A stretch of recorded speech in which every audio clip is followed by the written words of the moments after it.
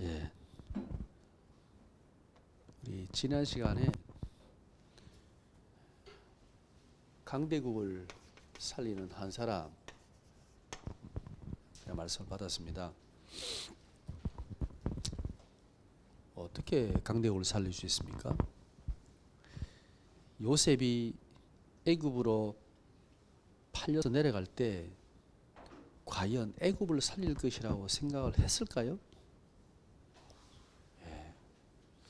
아마 전혀 생각하지 못했을 거예요. 이 애굽이라는 나라는 어마어마한 나라입니다. 근데 이 애굽이라는 나라에 엄청난 위기가 왔습니다. 군사력은 막강하고 그 나라는요 정말 지금까지 요셉이 보지 못한 화려한 그 건물들과 궁궐과 봤겠지요. 근데 여기에 위기가 왔어요. 오늘날 강대국은 어디입니까? 최고의 강대국 미국이죠. 미국이 지금 위기가 오고 있잖아요. 트럼프 대통령 때문에 관세 전쟁으로 미국 살리겠다고 했는데 미국이 도리어 많은 전문가들이 말하기를 미국이 지금 더 그 강대국의 위치를 지금 깎아먹고 있다. 지금 도리어. 저도 그렇게 보입니다. 누가 미국을 신뢰하겠습니까? 그 달러라는 돈이 엄청난 세계 통화 기구로 그 돈으로 달러가 움직이는 것은 미국을 신뢰하기 때문입니다. 근데 관세를 막 때리니까 자기 멋대로야. 누가 미국을 신뢰? 그 신뢰로 쌓인 게 달러의 세계 통화죠. 근데 그게 다 무너지는 거예요. 거기다가 지금 전쟁 러시아 세계 군사 뭐 2위 되는 러시아는 지금 우크라이나하고 전쟁하는데 지금 몇 년 동안 싸우고 있죠. 지금 중국하고 일본하고 지금 전쟁이 지금 날 것 같은 분위기입니다. 그죠? 대만 때문에. 중국은 대만 때문에 아마 2028년도입니까? 까지 대만을 정복하겠다라고 선언했습니다. 전쟁이 날 수밖에 없는 지금 상황인데 일본이 기름을 부었지요. 이스라엘과 지금 그 하마스는 아직도 전쟁이 끝난 상태가 아닙니다. 휴전 상태인데 언제 전쟁이 터질지 모르는 상황입니다. 터져도 전혀 이상하지 않는 상황이라고 얘기합니다. 예, 지금 또 얼마 전에 태국하고 캄보디아 전쟁이 일어났죠. 전 세계는 지금 이 전쟁 때문에 난립니다. 거기다가 일본은 지금 지진이 오고 있잖아요. 엄청난 지진이 올 거다라고 지금 예상을 하고 있습니다. 예. 강대국이 전쟁, 재앙, 애굽에서도 7년 이게 흉년이 오니까 이게 끝난 거죠, 사실은. 하나님께서 이 강대국을 하나님은 살리기를 원하십니다.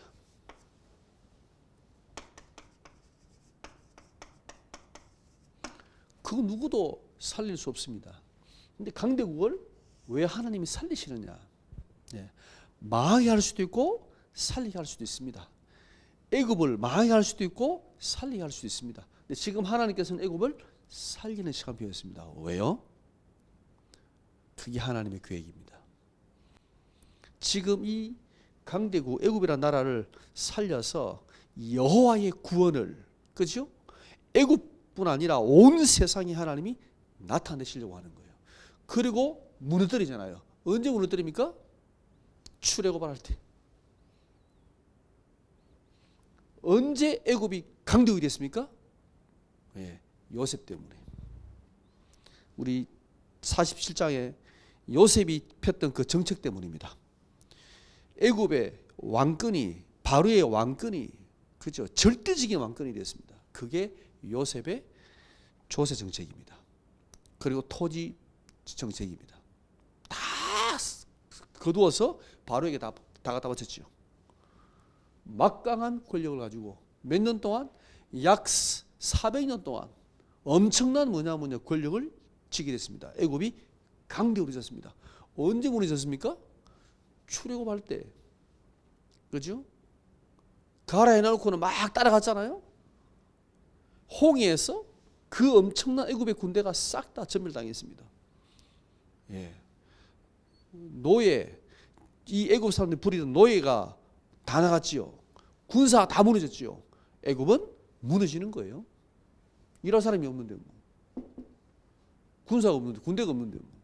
끝난 거죠, 나라가. 하나님께서 살기도 하시고 망하게도 하시고, 그게 어디냐? 하나님의 시간표에 있는 거예요. 지금은 하나님이 살리는 시간표였습니다. 필요하면 하나님은 시간표가 되면 무너뜨리기도 하십니다. 누구를 통해서요? 한 사람을 통해서. 이게 참 놀라운 일입니다. 어떤 한 사람요? 정말 하나님의 비밀을 아는, 이 복음의 비밀을 아는 한 사람을 통해서 하나님은 일을 하셨던 겁니다. 지금도 마찬가지입니다. 21세기도 마찬가지입니다. 마지막 세계복음화도 마찬가지입니다. 하나님이 이 한 사람을 누구에게 붙이는가가 중요합니다.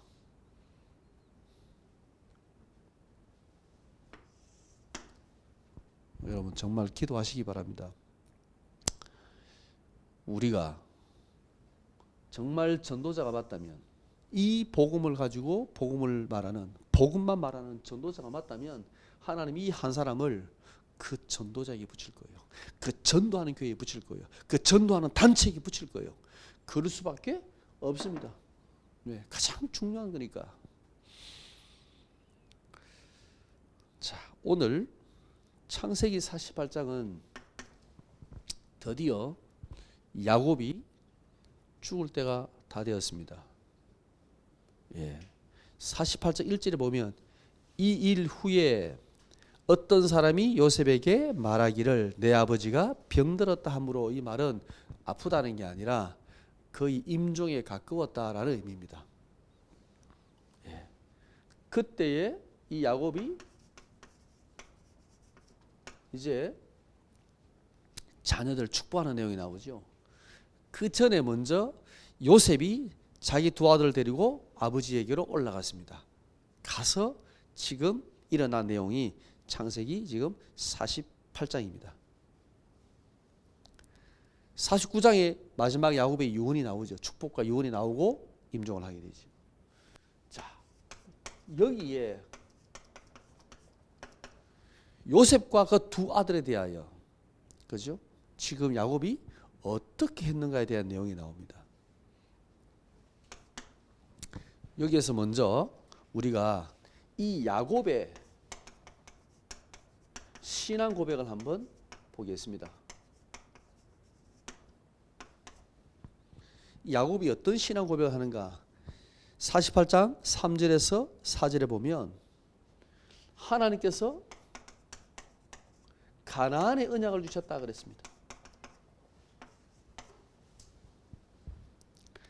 창세기 48장 15절에 하나님께서 나를 지금까지, 출생에서부터 지금까지 나를 기르셨다 그랬습니다. 나를 인도하셨다는 거죠. 예. 태어나서부터 지금까지 야곱이 얼마나 고생을 많이 했습니까? 그 모든 삶을 하나님께서 나를 기르시고 인도하셨다. 그 다윗의 고백이 나오잖아요. 여호와는 목자시니 내가 부족함이 없이로다 그랬잖아요. 예, 그 고백과 같습니다. 같은 고백입니다. 창세기 48장 16절에 보면 16절에 나의 모든 환난에서 나를 건지셨다 그랬습니다. 모든 환난에서 건지신 하나님. 이게 야곱의 지금 자기의 평생을 하나님 앞에 신앙생활 하면서 마지막 신앙의 고백이었습니다. 그러면 이 야곱의 소원은 뭐냐?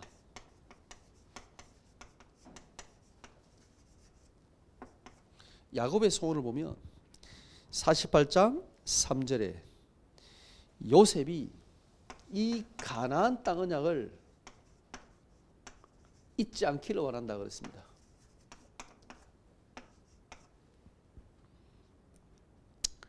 그리고 이 후손들이 반드시 약속의 땅으로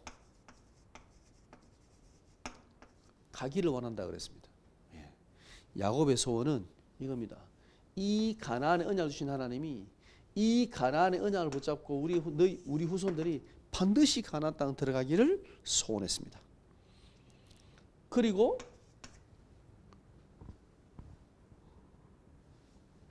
여기 보면 48장 5절에 보면 이스라엘의 반열에 이 요셉이 그죠? 이스라엘의 반열에 있기를 원했습니다.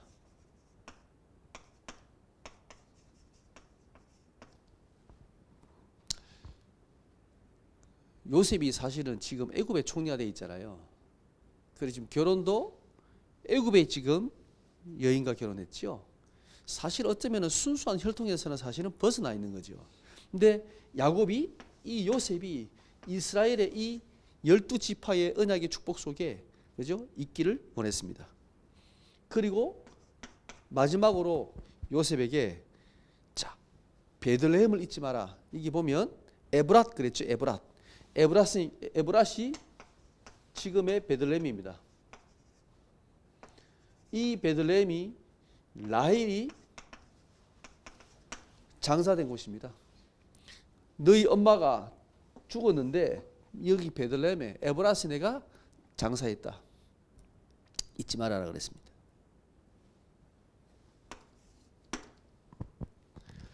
자, 그러면 요셉의 소원을 보겠습니다.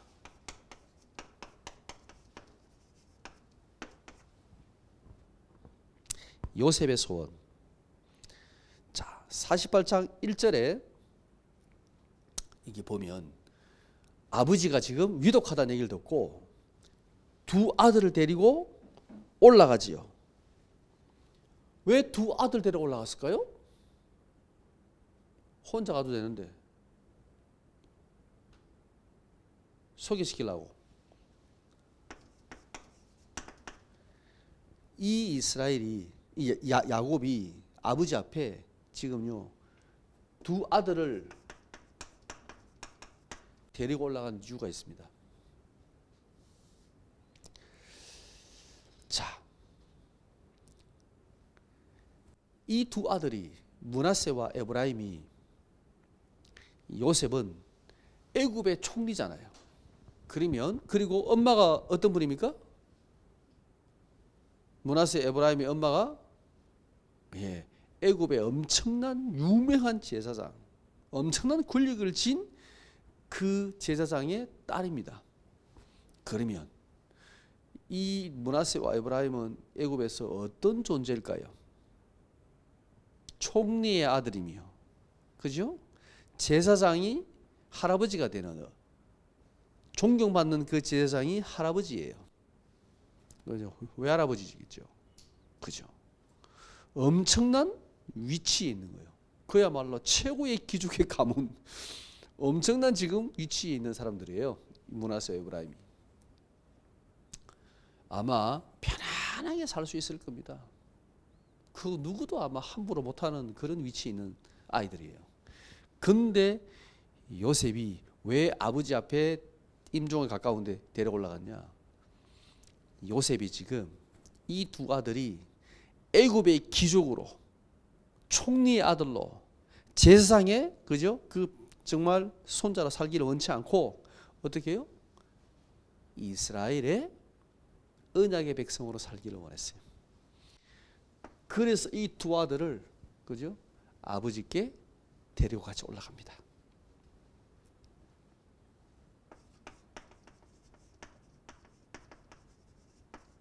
너희들은 애굽의 귀족이 아니고 이스라엘의 백성으로 하나님의 언약의 백성으로 살아야 돼. 지금 이게 요셉의 지금 중심이에요. 마음이에요. 자, 그렇게 데리고 올라갔는데 보세요. 48장 5절에 5절 한번 읽어보겠습니다.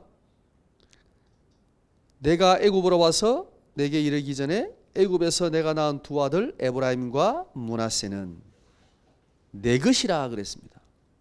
이거 누가 말했습니까? 야곱이 말한 거죠. 그죠? 야곱이 네 두 아들 에브라임과 므낫세는 내 것이야. 로벤과 시몬처럼 내 것이 될 것이요 그랬습니다. 이 말은 내 아들로 하겠다는 겁니다.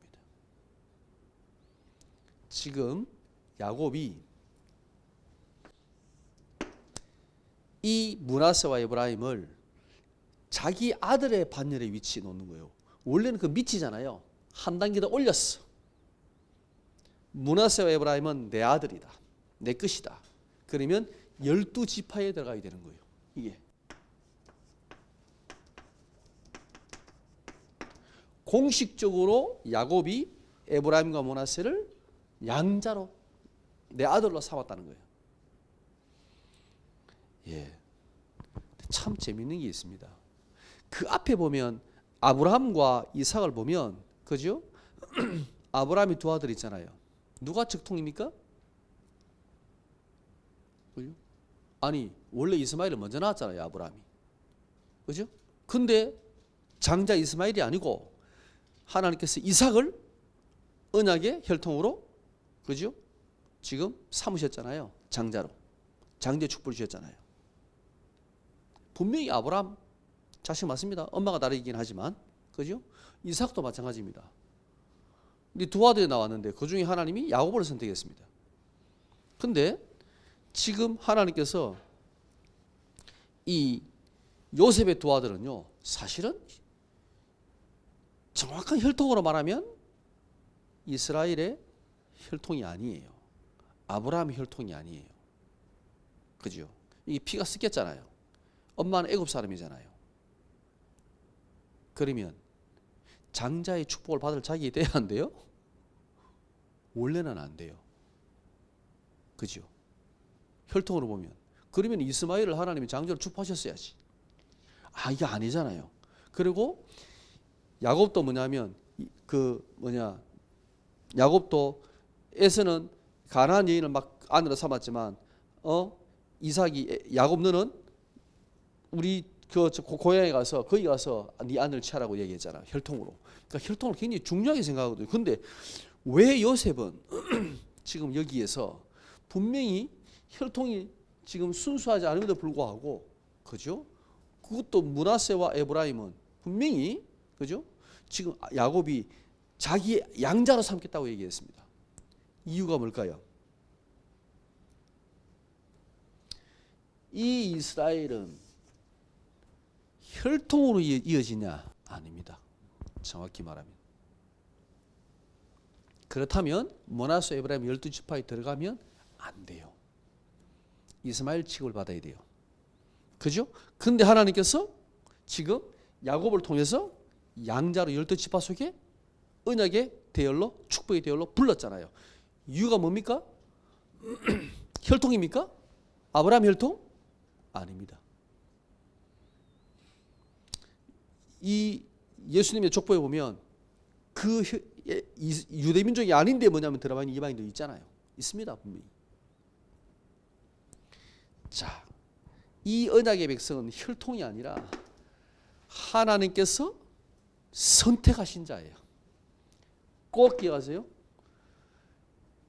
하나님께서 선택하신 자가 하나님의 선택받은 자가 이스라엘의 거룩한 백성이 되는 거예요. 언약의 혈통을 이어가는 거예요. 그죠?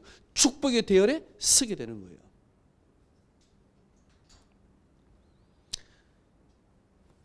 이스라엘 유대인이기 때문이 아닙니다. 하나님이 선택하셨기 때문입니다. 그래서 이스라엘은 거룩한 백성이 된 겁니다. 므낫세와 에브라임은 거룩한 혈통이 된 겁니다. 선택받은 백성이 된 겁니다. 예, 우리가 그렇잖아요. 우리 이방인인데 예수님을 믿고 하나님 자녀가 됐잖아요. 그죠? 혈통이 아닙니다. 하나님은 처음부터 그랬습니다.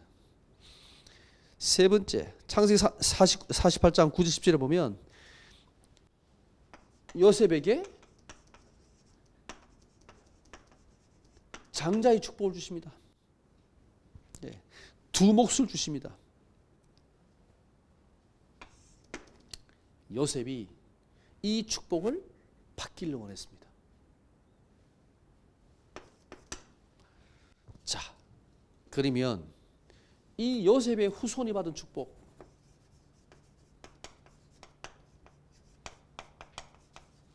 요셉의 후손이 어떤 축복을 받는가? 므낫세 이름은 뜻은 잊어버리게 하다라는 뜻입니다. 그죠? 요셉이 므낫세를 놓고 난 다음에 지금까지 내가 어려웠던 모든 고난과 어려움을 다 잊었다 그랬습니다. 그래서 므낫세입니다. 에브라임 뭡니까? 뜻은 풍성함, 두 배의 열매를 맺다 이런 뜻입니다. 하나님께서 나의 삶을 풍성하게 하시고 더 큰 축복을 주셨다는 의미로 에브라임을 지었습니다. 자, 이 요셉의 후손이 받는 축복이 뭡니까? 야곱이 이렇게 축복합니다. 48장 16절에 보면, 자, 약복 강가에서 자신을 축복한 여호와의 사자가 이 아이들에게 복을 주시기를 원한다 그랬죠. 예. 이 야곱의 후손이 하나님께서 누구에게? 아브라함에게 약속하신 복의 근원, 이 근원적인 복이라는 축복을 이들에게 주시기를 기도합니다. 장자의 축복을 받는 거죠. 므낫세와 이 에브라임이 그죠?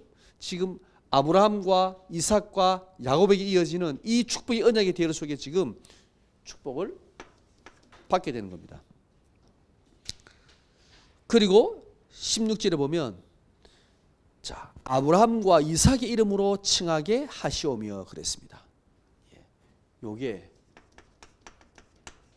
언약의 대열에 서게 된 것입니다. 아브라함과 이삭의 이름으로 칭하게 하시오며, 아브라함과 이삭에게 준 언약의 축복의 대열 속에 이들이 있게 하시며 라는 뜻입니다. 엄청난 축복인 거죠. 그래서 12지파와 함께 땅 분배를 받게 되는 겁니다. 므낫세와 에브라임은. 자, 두 몫을 받았죠. 16절에 보면, 그죠? 이들이 세상에서 번식하게 하시기를 원한다 그랬죠. 예. 이들의 후손을 축복해 주시며라는 뜻입니다. 번성하는 축복. 그리고 48장 20절에 보면 야곱이 축복할 때 오른손을 장자에게 왼손을 차자에게 얹어야 되는데 바꿔서 얹었잖아요. 그죠? 요셉이 기분이 안 좋았습니다. 아버지 눈이 어두우니까 잘 못 보고 손 얹은 게 아닌가 싶어서 옮겨주세요라고, 오른손을 장자 므낫세에게 얹어주세요라고 했을 때 야곱이 아들아 나도 안다 그랬죠. 근데 왜 바꿔서 얹었을까요? 장자의 축복을 에브라임에게, 그죠? 왼손을 그죠? 지금 이 므낫세에게 얹었습니다. 그 뜻은 이 에브라임이 더 큰 축복을 받는다는 뜻이거든요. 왜 그렇게 했습니까? 그게 하나님의 뜻이에요. 야곱이 하나님의 주권, 하나님의 뜻을 받고 그렇게 축복을 한 거예요. 그래서 이렇게 얘기합니다. 20절에 보면 보세요. 그날에 그들에게 축복하여 이르되 이스라엘이 너로 말미암아 축복하기를 하나님이 내게 에브라임 같고 므낫세 같게 하시리라. 에브라임 같고 그리고 므낫세 같기를 원한다 그랬습니다. 에브라임 뜻이 뭐라고요? 풍성한 축복, 두 배의 축복, 하나님의 엄청난 축복을 네가 받고, 그리고 므낫세 같이 내 모든 고난과 모든 아픔과 모든 상실을 다 씻어내기를 원하신다 그랬습니다. 에브라임 같고 문에서 갖기를 원하신다 그랬습니다. 예. 하나님께서 이 축복을 요셉의 후손들에게 주셨습니다. 그리고 21절에 반드시 가나안 땅으로, 이 약속의 땅으로 들어가게 될 것이다 그랬습니다. 예, 오늘